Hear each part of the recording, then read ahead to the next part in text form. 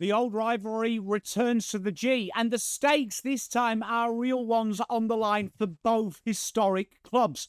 Carlton, they're licking their wounds after a disappointing pre-bye loss versus GWS, and they are out to reset the season and relive the glory ending to 2023. Essendon, surprisingly hovering outside of the finals and are searching for a statement win. They had a frustrating loss versus the Lions. It's 13th versus 10th. But don't let this fool you. Both sides are one big performance away from really making a statement and really writing the end to how their season will look. Let's run that intro and get straight into it.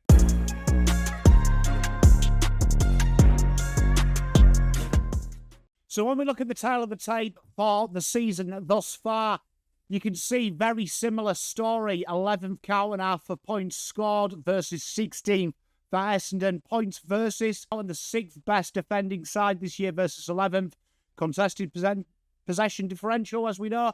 Carlton are the number one side with that 6th for the Bombers. 4th most inside 50s for the Blues versus 15th, but shots per inside 50.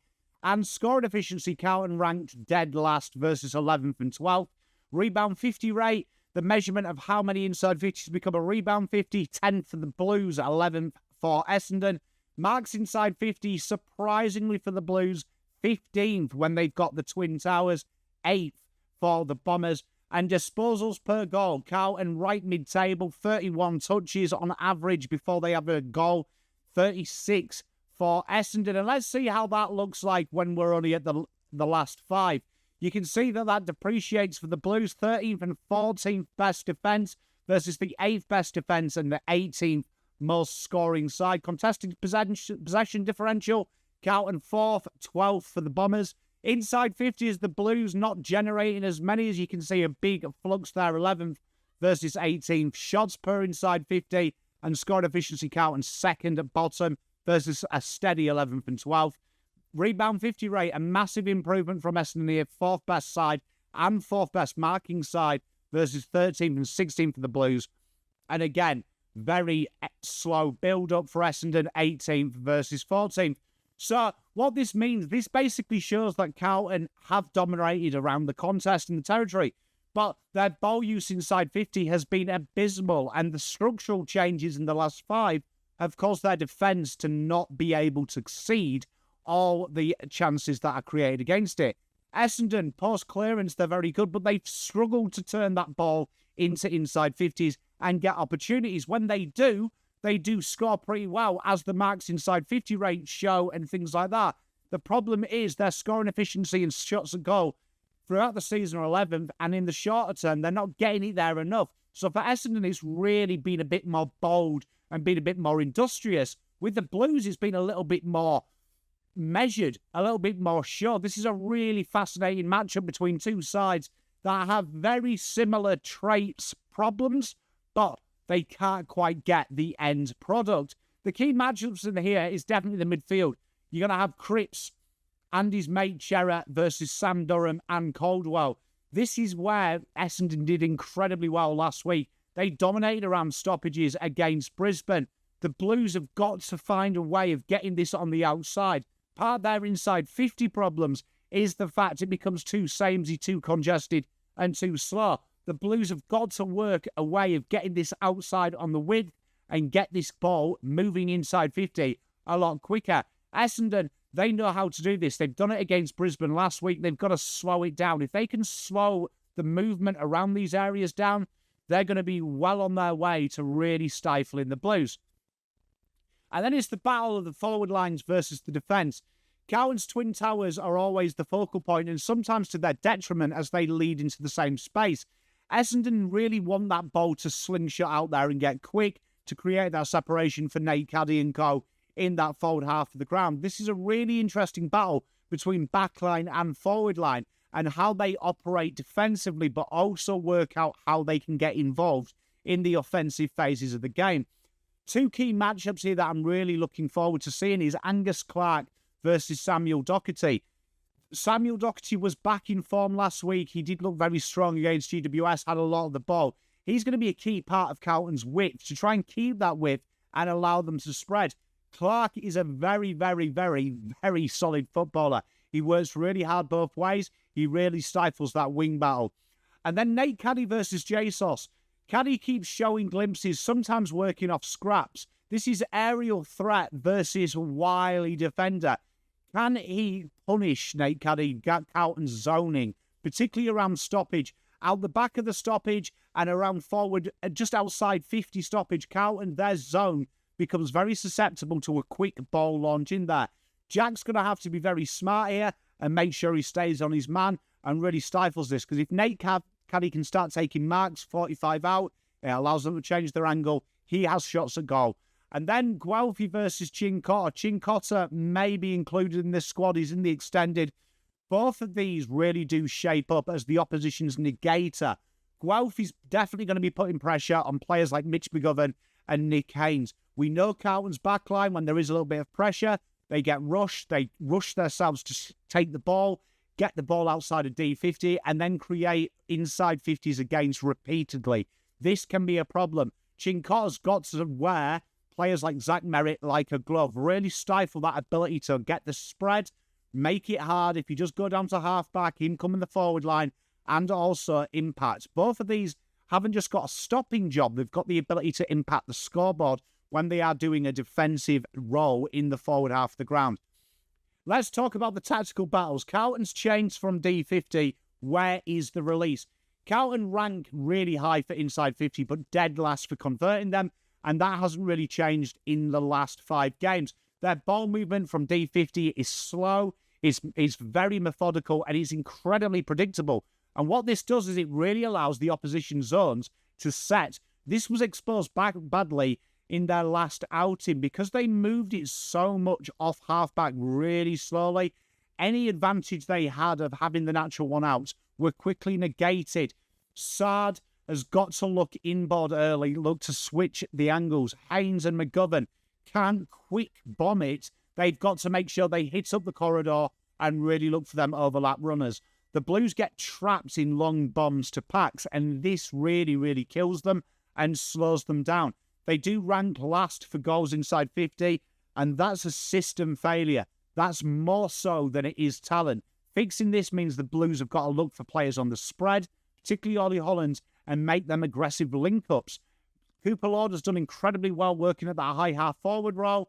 He's got to do that, and TDK has got to be that point of difference in the midfield so Carlton can get the ball onto the open side and have a little bit of fun. Essendon really have improved. They've improved massively around stoppage, and they've really made some structural changes that have made them quite a wily team. They set up pretty well behind the ball. At times, though, they do go a little bit too handball heavy, and that often leads to some messy exits and puts themselves under pressure. But against Brisbane, the big issue was they failed to defend turnover and create turnover, conceding multiple coast-to-coast scores. They've got to make sure their forward pressure is good, but they've also got to get it inside that mixer. They've got to generate more inside 50s. And sometimes it feels like they're trying to look for the perfect entry inside 50. Players like Perkins, Hobbs, Guelphy, they've got to put that pressure on and make the opposition, make Carlton in this case, hurry their kicks and then have that supporting press. And their tall forwards just need to compete and bring it to ground. No cheapies out the back for the Blues. That's what they've got to do. Now let's look at the shot quality analysis. Carlton's shots at goal and scoring efficiency shows they have shots, but too often from poor angles and low percentage plays. Their inside 50s need to be a little bit flatter. They can't bomb it to contest. They've got to look for these lateral kicks and allow Kerno and Mackay to body their opposition and create them one-on-ones, them natural things. Essendon's scoring efficiency is 12. It's improving. Caddy is a growing threat. But what they've got to do is they've got to get it in there more and get it in there a little bit quicker. They do quite well at getting it from that midfield to forward. It's getting it from that rebound 50 to the midfield. Carlton wants to try and pull Essendon's zone out wide, while Essendon will want to block that corridor and force Carlton to go out wide, because when they do, they go slow. When they force that first kick from the stoppage, it goes long and it creates turnover opportunity. This is a real fascinating battle for the Blues, because if they use a more handball-heavy game plan, they can really expose Essendon's back half of the ground. Let's have a look at the players to watch then. We're going to be looking here at Sam Doherty. I think he's got an important role to play in this game, keeping his width. He's a big chain mover for the Blues, and he's got to be really solid this week.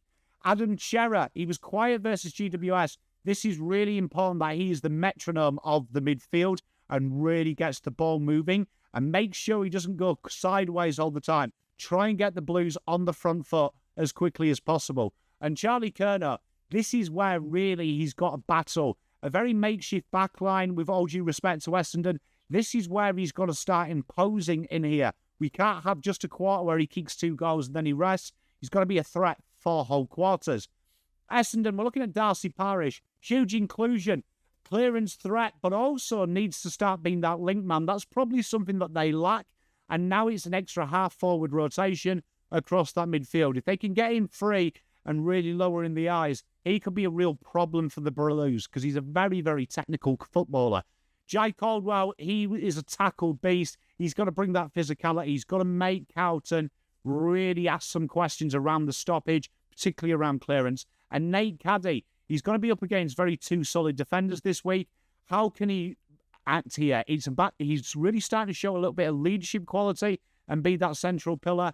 He wants to drag Carlton out the back of that inside 50. Peter Wright, staying right in the goal square, separating Wheating from his help. Nate Caddy working up them channels. That is a big area there to really give the Blues a nightmare. Carlton's structure in synopsis has been sound. Their contested game is always very good. It's about the ball use, not ball wins. At the minute, Carlton look like they're looking for stat padding as opposed to stat execution. If they move the ball quicker, particularly from halfback, and hit up their leads and try and get it through that midfield congestion quicker, they can stretch the Bombers. The Bombers won't give up. They have been brave. They are improved. They are unreliable at times with ball in hand. But if their pressure game is elite, that can really cause some turnover opportunities. And with a little bit of polish, they can definitely hurt the Blues the other way. Let me know in the comments what you're thinking. Is it time Carlton stop flirting with competence and get serious and start being an aggressive attacking side? Both of these sides really need to be a little bit more dangerous on the counter. The break has come at the right time for the Blues. They've got a solid group of players. It's about finding that fluidity, particularly in execution. And for the Dons, they continue to grow and they can also show grit. They've scared a lot of teams and they are quite correctly above Carlton on the ladder this year.